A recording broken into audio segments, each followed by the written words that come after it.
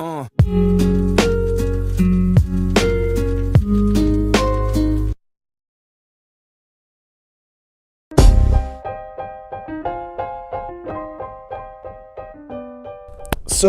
it's no secret that everybody wants a big butt, a nice, juicy, plump butt.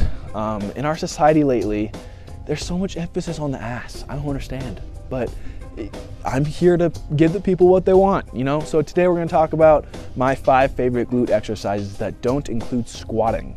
Because for some people, they're afraid of doing squatting because they don't want to injure themselves, or they're just afraid of doing it incorrectly. And then for others, myself included, they have mobility issues that prevent them from doing squat. So today, we're diving into my 5 favorite glute exercises that don't include squatting. So let's jump right in. So leading off with the first exercise, we gotta go with deadlift, one of the king other compound lifts. This is great for hitting your glutes, obviously. A lot of people talk about, the hamstrings, the glutes, the lower back, even the quads in the deadlift. But the glute is one of the main primary muscle groups in this exercise, and I think a lot of people actually forget about this muscle in deadlift because they're not locking out enough at the top of the movement.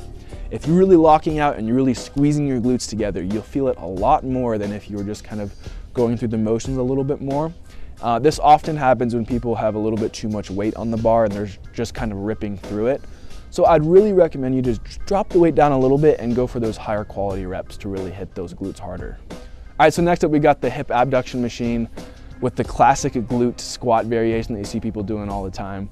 This is nothing new, but the tip that I have for people on this one is to not really think of this as a squat.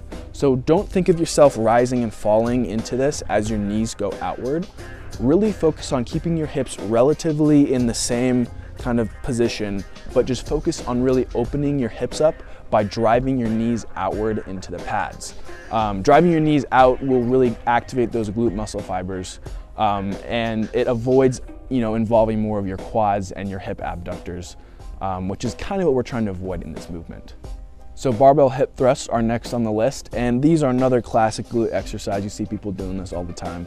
But main thing that I would recommend looking for on this one is to keep your toes pointed out and your feet relatively wider apart, because this will really allow you to open your hips up to really activate those glutes.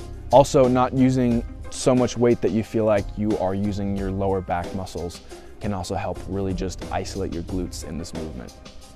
So cable kickbacks are more isolatory, and one thing that I recommend on this one is to try and get your torso as horizontal as possible.